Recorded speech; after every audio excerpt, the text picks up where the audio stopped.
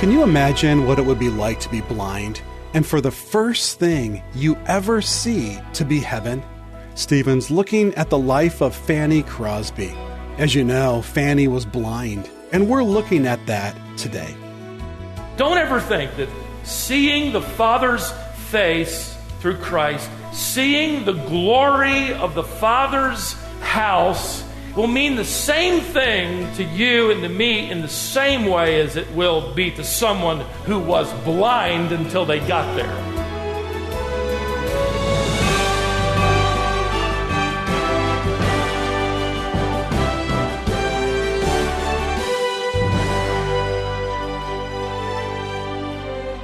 Fanny Crosby is remembered for three things: her strong Christian faith, her blindness, and her remarkable hymns. Understanding how she endured her blindness and why she spent the latter part of her life writing hymns is where the real treasure of her legacy is found. Welcome to Wisdom for the Heart. This is the teaching ministry of Stephen Davey. Stephen typically teaches through books of the Bible, but in this series, Legacies of Light, Stephen is exploring the lives and legacies of several Christian heroes and martyrs. Settle in and be encouraged as Stephen shares with you some inspiring truths from the life of Fanny Crosby. Turn in your Bibles to the Gospel by John in chapter 9, and you'll understand a little better why the disciples asked Jesus the question that they did. John chapter 9 and verse 1. As he, that is Jesus, passed by, he saw a man blind from birth. And his disciples, verse 2, asked him, Rabbi, that is teacher, who sinned, this man or his parents, that he would be born blind? Now you notice here, this is a grown man who'd never been able to see. In other words, this is the most irreversible case you're going to find. This guy is without a doubt incurable. Now notice, they asked, who sinned? Verse 2. This man or his parents? Somebody sinned, again, buying into the concept of their day that this disability is associated with the wrath, the anger, the discipline of God. Somebody sinned somewhere. So who did it, Lord? Who's at fault? This was the prevalent view in the first century, and I fear even in the 21st century. Isn't that too bad? Somebody somewhere did something wrong, and this particular man here, now in John chapter 9, has to pay for it for the rest of his life. Somebody sinned. Look at verse 3. Jesus answered, it was neither that this man sinned nor his parents, but it was so that the works of God might be displayed in him. Now that's shocking news. By the way, to this day, that kind of statement is both alarming or comforting, depending on where you are in the equation. That God was behind this disability. Jesus is effectively saying that everything is ultimately secondary to God's purposes, which are primary. Can you imagine? Jesus Christ stuns all of them here by declaring that this man's lifelong disability was actually planned by God the Father to bring glory to Christ at this moment in time in this man's life, and with it, credibility to the gospel. Can you imagine this? That's because of what God is about to do. God the Son, that is. He's about to turn this disabled man into a rather amazing, passionate apologist in front of the religious leaders. Verse 6, look there. When he had said this, he spat on the ground and made clay of the spittle and applied the clay to his eyes and said to him, go wash in the pool of Siloam. Jesus Christ, who knows the future, knows that he is going to use this blind man for the glory of God to confront the religious leadership of his day.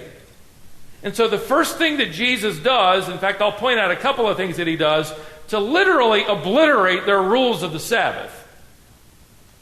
Rules that had developed into doctrines. Instead of simply speaking so that this man is healed, he does what they would consider physical labor. You know, when you were younger, that'd be fun. If you had to do it now, it'd be work, right? So he's working. The rabbis of Jesus' day had defined the Sabbath rest so ridiculously that it meant a man couldn't carry a handkerchief from an upstairs room to a downstairs room in his hand. It'd be work. He couldn't light a lamp or extinguish a lamp. It'd be work.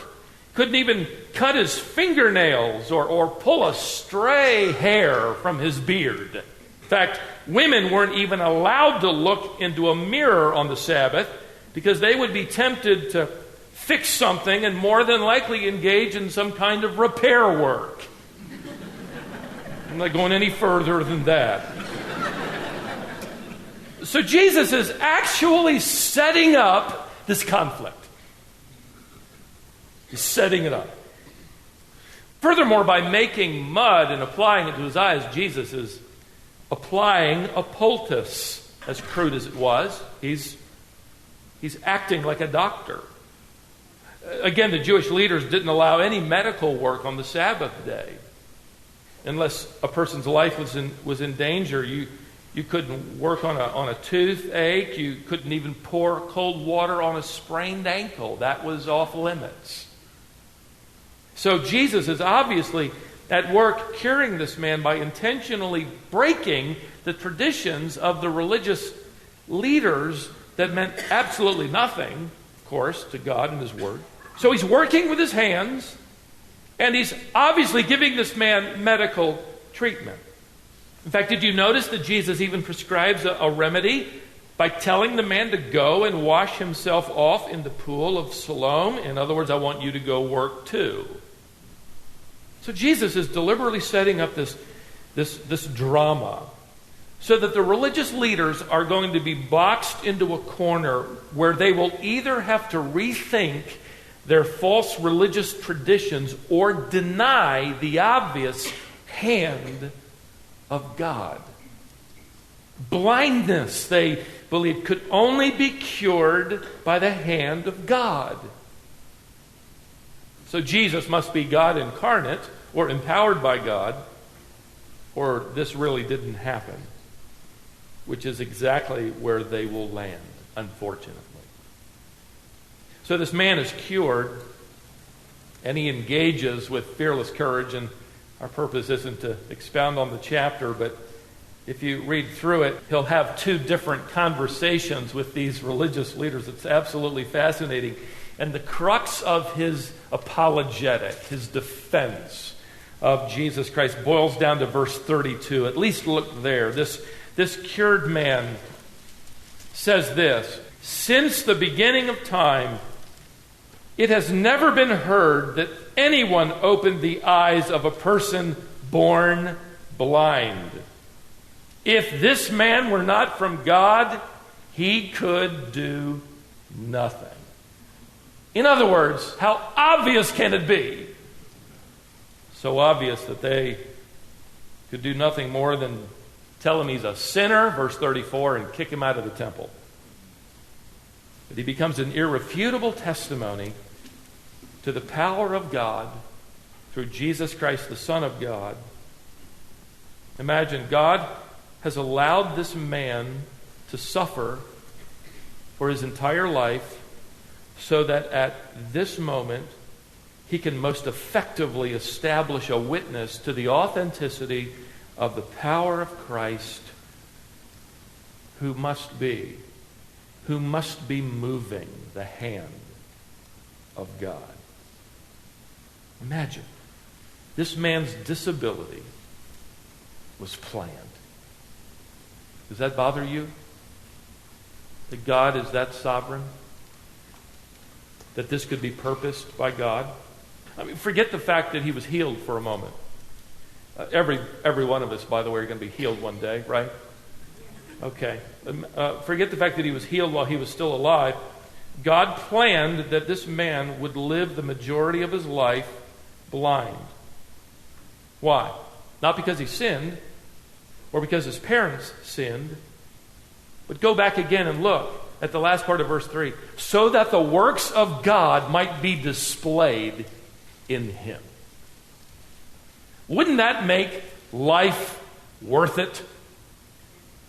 No matter how you suffer, and every one of you suffer, suffering is the universal language. Imagine that somehow that suffering could allow the work of God to be displayed. We would never regret it.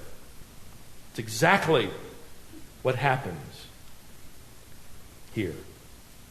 You know, it caused me to think as well, in light of our series, that the most prolific musical testimony in the history of the Christian church was a woman who testified courageously of her salvation.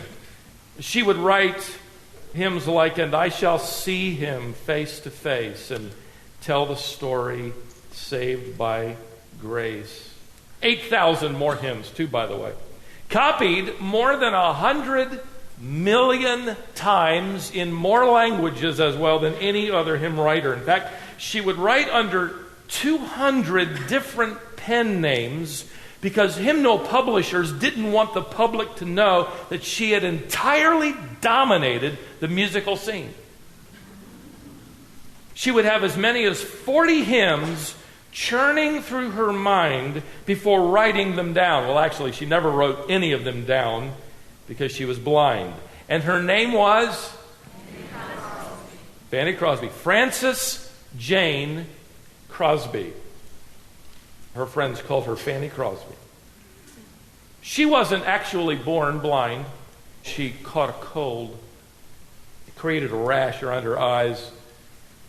The family physician was away at the time, and a country doctor was called to treat her, and he prescribed hot mustard poultices to be applied to her eyelids, which had become swollen with this rash. And the infection did clear up, but the treatment scarred her eyes. It wasn't long after that Fanny's parents realized that she had lost her sight. It would be discovered later that this particular doctor was not even qualified to practice medicine. He had quickly left town and had never been seen again. When she was 5 years old, friends and neighbors, her father having passed away a few years earlier, pooled their funds to send her to the best eye specialist in the country, Dr. Valentine Mott, and she could still remember, even though she was 5 years old, his diagnosis, where he said to her, and I quote, "Poor child, I am afraid you will never see again." End quote. But that wasn't her attitude at all. In fact, the first poem she would compose when she was only 8 years old goes like this: "Oh, what a happy child I am, although I cannot see. I am resolved that in this world contented I will be. How many blessings I enjoy that other people don't. So weep or sigh because I'm blind. I cannot and I won't." Pretty powerful for an 8-year-old girl, isn't it? She would later write this: "If I could meet that doctor now, I would say, thank you for making me blind. It was intended by the blessed providence of God that I should be blind all my life, and I thank God for the way He arranged it." That's a powerful balance, by the way, for the believer. The secondary cause might be a doctor, unqualified to practice medicine, who makes a mistake, but the primary cause is the intentional plan and will and providence of God, so that His work might be displayed in us through that. Now, one ability that God gave Fanny, and early on it was clear to others, was a photographic memory. In fact, a neighbor took her under her wing and taught her the Bible, would read to her. And by the time she was 10 years old, she could quote verbatim Genesis, Exodus, Leviticus, Numbers, Deuteronomy, the book of Proverbs, most of the books of the Psaltery or Psalms, along with Matthew, Mark, Luke, and John. Pretty amazing. It was obvious that she was capable of a formal education, and so when she was 12 years old, they enrolled her in New York City's famous institution for the blind. And she loved every subject, evidently just dove into everything. She loved every subject except mathematics. Woman after my own heart. She even wrote a little poem to voice her frustration. It went like this: I loathe, abhor, it makes me sick to hear the word arithmetic.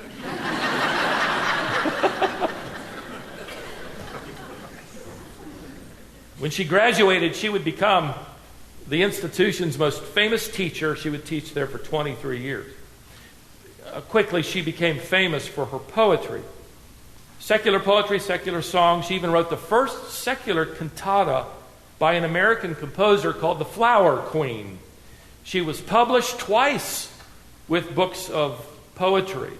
Although Fanny Crosby knew much of the Bible, as I mentioned, by heart, she did not know the Savior until she was 30 years old. She was invited to attend a revival, and she went along, had heard the gospel, never resolved it in her own life until that meeting. But it was interesting that it wasn't during the sermon or afterward, it was during the closing hymn written by Isaac Watts that she gave her life to Christ. She would say later in an interview, when we began to sing of the 5th stanza, and when we reached the 3rd line, "Here, Lord, I give myself away, 'tis all that I can do," she said, "I did." Up to this point, she had yet to write one hymn for the church. In fact, it was still going to be 10 years later when she met William Bradbury, a famous hymn writer and publisher, and he challenged her to use her incredible talent for the sake of the gospel and to write something poetic for the church. And so on the spot, kind of as a dare, I can do that and I will, she agreed. And she wrote her first hymn. It was published, and she was 40 years of age. She would go on to write more than 8,000 hymns over the course of the next 51 years of her life.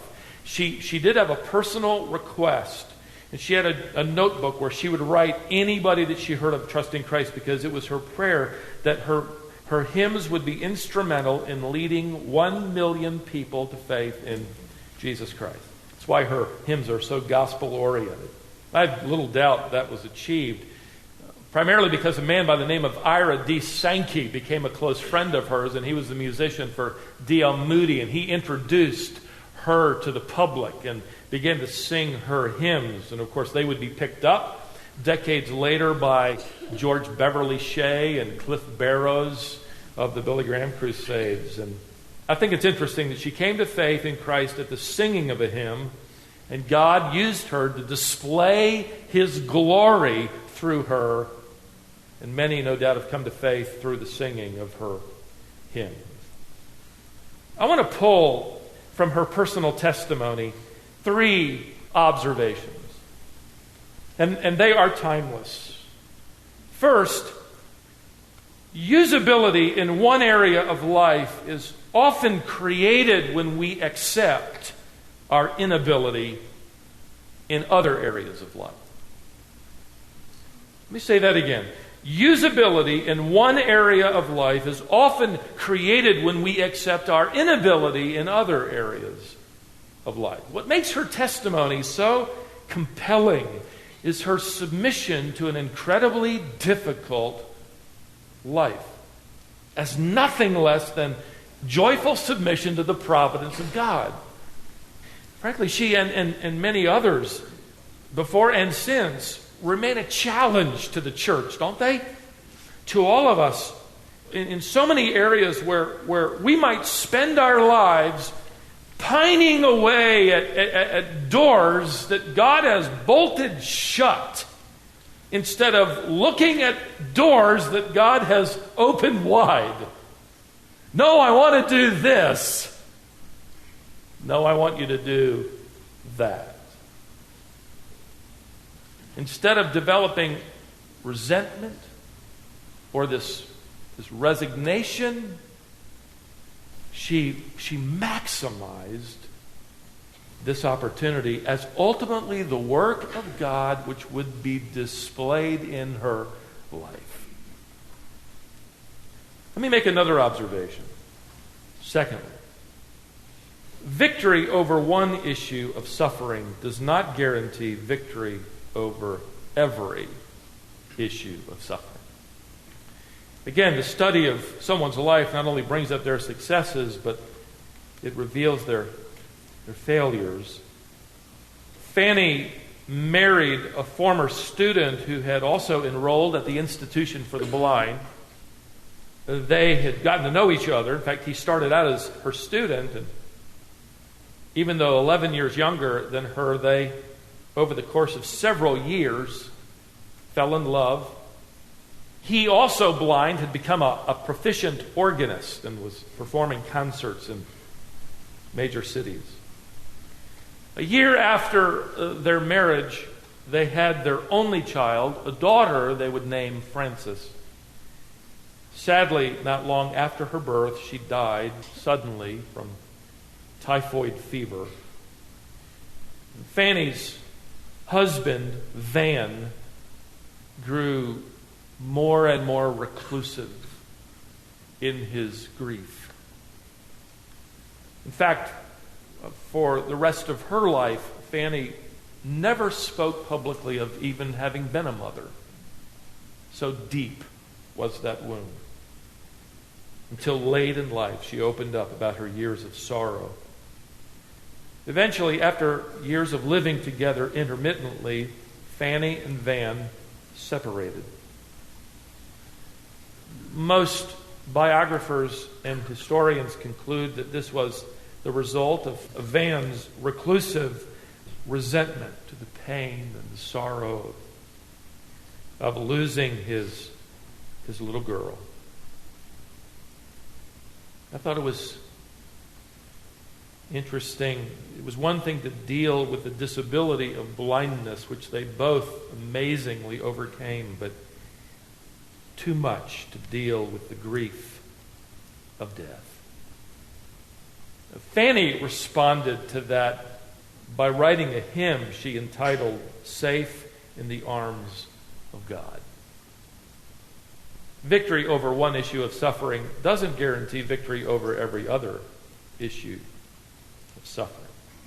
Fanny would spend the remaining 20 years of her life as a guest of wealthy patrons who appreciated her and supported her as she continued to compose one hymn after another, averaging 4 and 5, sometimes 6 a day. It was her way of trusting Christ through grief. And you read her hymn lyrics and they long for heaven. One more observation. Thirdly, disability, both its cause and its cure, is ultimately in the plan of our sovereign Lord. It ought to be our testimony that the grace of God and the trustworthiness of Jesus Christ are sufficient. And that's our daily challenge, isn't it? That this is ultimately from the hand of God. Like Job, he gives us good and he gives us grief. He gives to us that which we would appreciate, and he takes things away. Why was this man born blind in John chapter 9 is recorded there. Why did God allow Fanny Crosby to be misdiagnosed and mistreated? Why do you, even now, suffer in whatever way you do? So that we can demonstrate trust in the grace and purposes of God, so that the works of God might be displayed in our lives. You happen to be a sheet of music upon which a perfect, loving, intentional, creative Lord is composing the harmony of His glory and His grace. And one day, the tables are going to be turned, aren't they? Those who suffered most, I believe, will sing the loudest.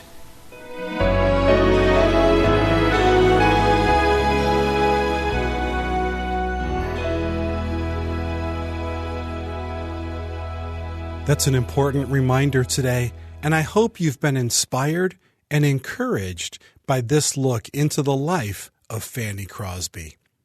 This is Wisdom for the Heart with Stephen Davey. Stephen's right in the middle of a series called Legacies of Light. He's looking at some significant individuals from church history. These men and women have left a lasting legacy. If you missed any of the lessons in this series so far, you can go online and listen to them on either our website or our app. Just visit wisdomonline.org or install the Wisdom for the Heart app to your smartphone. Stephen has a book that's based on this series, and it's in stock and available now. He's taken these biographies and turned them into a beautiful hardback book. It makes a great gift for a friend or family member and would be a valuable resource in your personal library. Give us a call at 866-48-BIBLE, and we can give you information about getting a copy of the book, Legacies of Light. You'll also find it on our website if you want to go there and learn more. We recently heard from a listener who wrote to say this: "Thank you for your hard work at studying and presenting your messages in a spirit-filled, easy-to-understand way. Your ministry has brought me closer to Jesus."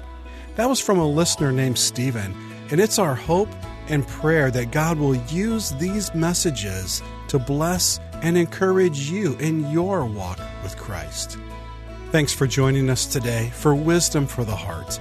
We'll continue through this series next time, and I hope you'll be with us then.